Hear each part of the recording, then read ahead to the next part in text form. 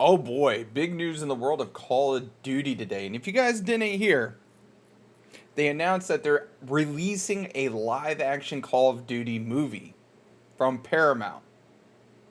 Hopefully it's good. Let's talk about it. Live action Call of Duty movie is finally official after Paramount strikes a deal with Activision. Top Gun Maverick mentioned as a guiding star. So first things first, Top Gun Maverick, in my opinion, it's a fun movie. It's a great movie. But I'm kind of worried about Paramount being the head of this. Down here, after 22 years after it began, the Call of Duty video game series is finally getting a Hollywood movie thanks to a deal between Activision and Paramount. Okay? Both companies issuing a joint statement in which they said the partnership aims to bring the iconic Call of Duty universe to life on the big screen, delivering an unforgettable cinematic event for fans worldwide. Okay? Like I said, I'll believe it when I see it. Unfortunately, we know nothing of the movie itself except it's a live action feature film. There's no release window, director, or cast, which doesn't surprise me. This is super early in the process.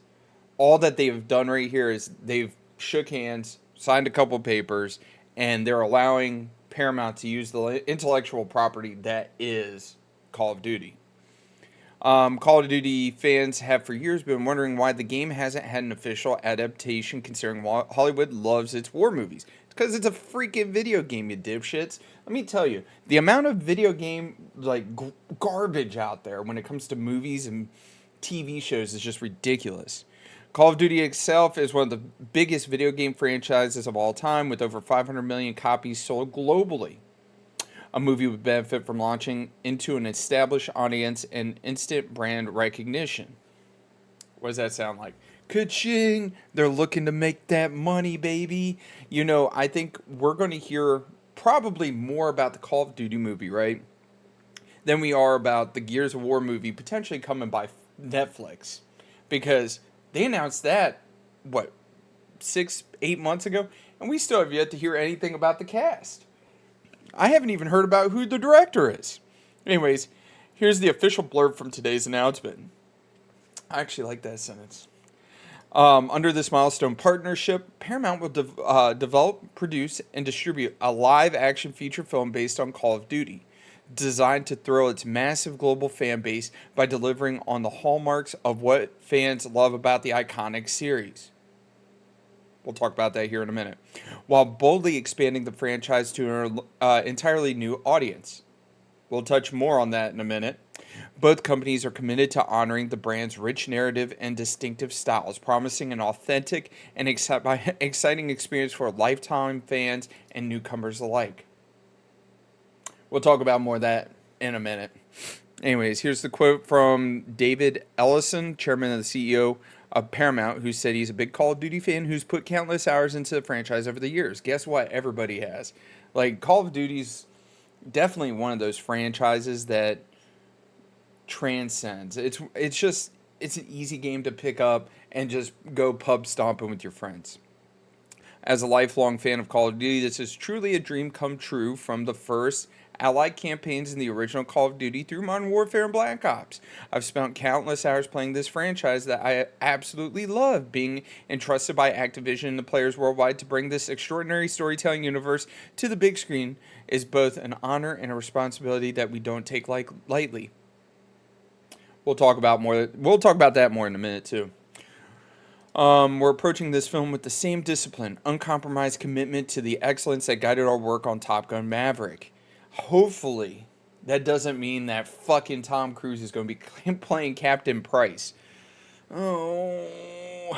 Anyways, ensuring it meets exceptionally high standards this franchise and its fans deserve. We're going to keep on going because there's later on this article, there's something I really want to touch on. I can promise that we result resolute in our mission to deliver a cinematic experience that honors the legacy of this one in a million brand, thrilling lifelong fans of Call of Duty while captivating a whole new generation. Okay. Dude, he Chat GPT'd the shit out of that. And here's an additional comment from Rob, president of Activision. Throughout its history, Call of Duty has captured our imaginations with incredible action and intense stories that have brought millions of people together from around the world, and is focused on making an incredible Call of Duty games remaining unwavering. I mean, you guys are kind of wavering right now because y'all releasing a bunch of dog shit. Anyways, with Paramount, we have found a fantastic partner, which I'm not saying Paramount can't make something good. They're like, we'll talk about it here in a minute. This is just more gobbledygook that they're trying to spill and really sell people that they have found a real partner. I want you guys to think about this. Activision's owned by who now? Microsoft. What's a franchise that Microsoft owns? We're going to skip this first part, which I will admit, Paramount has done an amazing job with Sonic, which is the first part of this. But right here is where it says, but it's worth noting Paramount also made a Halo TV series, which was canceled after 2 seasons. We're going to scroll back up here. This gobbledygook blurb that they fucking put out, right, is a very similar blurb they put out when it came to Halo. Halo was stuck in production hell for however many years and went through countless rewrites, yada, yada, yada, and they started getting better towards the end of season 2. But the problem was that Halo, the first season, was just so out of touch with the original source material that it completely lost the fan base to the point where season 2 came out. And I had no idea season 2 was even out until like 4 or 5 episodes deep into the second season. They didn't advertise it like they did with the first season. The first season, I could not turn on a TV without seeing one ad every 20 minutes for Halo. The first season. The second season, they're like, hey, we need to save some money on the budget, so we ain't going to say nothing. On top of that, with where Call of Duty is in the gaming space, I want an actual really good movie, like a really good intense war movie. I don't want to turn it on and be watching guys shooting fucking guns that are shooting rainbows and it's painted like a goddamn unicorn. Or guys shooting guns with a roller coaster wrapped around the gun. Call of Duty as a gaming series has significantly lost their fan base. They want to be completely inclusive with everybody, when in fact, just focus on one fan base and go with the fan base that makes you the money. Don't try to make it inclusive for every single person, because then you're just going to make everybody unhappy. Oh my God. Where was I? We're approaching the film. All right, here we go. And let's remember that we all have now. All right, and let's remember that all we have now is news in the partnership. Hollywood is littered with bodies of adaptations that were announced but failed to become a reality for whatever reason. This is an important first step, and perhaps the most promising first step a Call of Duty movie has ever made. But it is far from the end of the story, which is 100% true. I mean, perfect example, Halo. Another example, BioShock. Another example, there's so many video game adaptations out there, right? That they are like, we're going to make a movie on it. We're going to make a TV show on it. We're going to go this route with it. We're going to go that route with it. And they just end up in development hell to the point where it's like, are they even going to come out? Like, don't get me wrong, in my opinion, if they were to adapt, let's say, the first Black Ops game, the numbers, Mason, what do they mean? I think that would make for a really good movie. Or actually, probably better have it be like a mini series so that it can come out and, you can actually flush out an entire story and make it where it doesn't feel rushed. Or you can do a movie, have a very well laid out story for the first, I hate when movies do this, for the first like hour and a half. And then the next 30 minutes, go, go, go, go, go, done. And people think I'm crazy when I talk about movie length, and I always thought 2 hours is like prime movie length.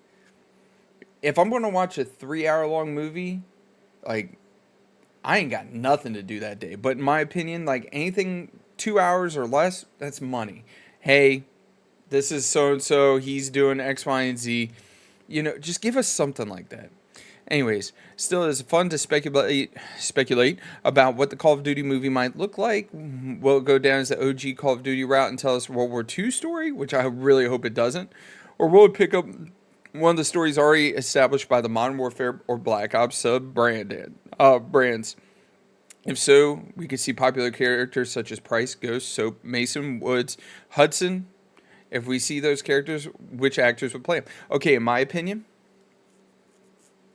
if they were smart, they would make a Ghost movie. Make it about, Ghost, his entire backstory, and how Captain Price ends up meeting him. Which then you can fucking spawn into 20 different movies, dude. You could do the Ghost movie, you could do a Price movie, and then you could do the Ghost Price soap movie, and then do a Black Ops one. Like, there's so much you could do. The Call of Duty movie news comes ahead of the crucial launch of Black Ops 7. Critical. I'm an idiot. Critical launch of Black Ops 7, which there's just news after news after news when it comes to Black Ops 7 because Black Ops 7 is not going to be good, guys.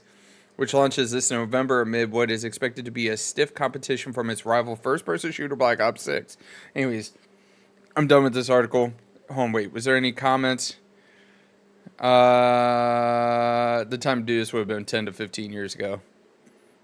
I agree. Yes and no.